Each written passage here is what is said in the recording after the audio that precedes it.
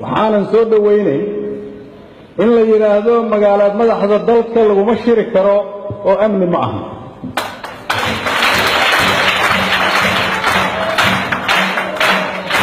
ma garanayno cidda loogu danaynayo, laakiin waxaan rabaa inaan xasuusiyo cid walba oo ay ka suurtoodo inay sidaa tiraahdo inay tahay astaantii qaranka, inay tahay magaalo dadka Soomaaliyeed oo dhan meel walba ay joogaan ay gacmahooda ku wada dhistaan, inay tahay magaalo aan qolo lahayn, ay tahay magaalo Soomaaliyeed, inay tahay magaalo madaxdii qarannimada ummadda Soomaaliyeed, inay tahay xaruntii dawladda dhexe iyo baarlamaanka.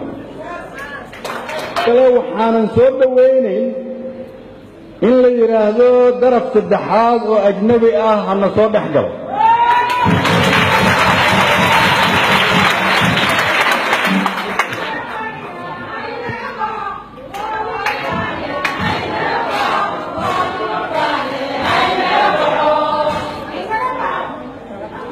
daraf saddexaad waa dhaqankii aan soo baranay oo la dhihi jiray ajaaniibtu ha u kala garqaado madaxda Soomaaliyeed.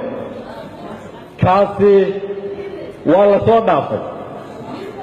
xaaladda dawladnimada ay ku sugan tahay maantay waxay maraysaa shacabka Soomaaliyeed meel walba oo ay joogaan inay dareemayaan in sharaftoodii dawladnimada ay soo noqoto.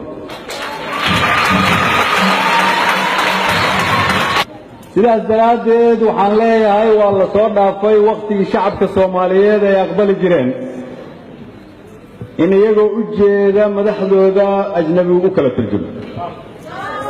waxaan leeyahay mana yeelayaan shacabka Soomaaliyeed, maadaama aanay shacabka Soomaaliyeed yeelayn, annaguna ma yeeli karno wax aanay shacabka Soomaaliyeed ogolayn, sababtoo ah inaan aqbalno rabitaanka shacabka Soomaaliyeed macnaheedu waxa ay tahay waa qayb ka mid ah isla xisaabtanka saldhigga u ah dawladnimada hadda noo dhisan.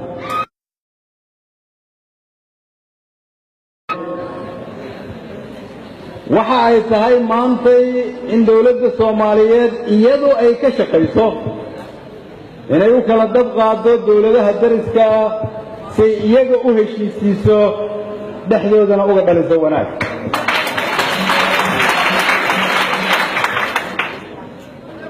annagoo marka ka shaqayn doona wax walba oo keeni kara inaan hore u dhigno qarannimada, iyadoo looga shaqaynayo maskax iyo maal iyo muruq Soomaaliyeed. waxaan soo dhawaynaynaa cid walba oo doonaysa inay nagula wado gaarigaas madaxtinimadu dawladnimada Soomaaliyeed ay ku wadaan oo ah dariiqa saxda ah.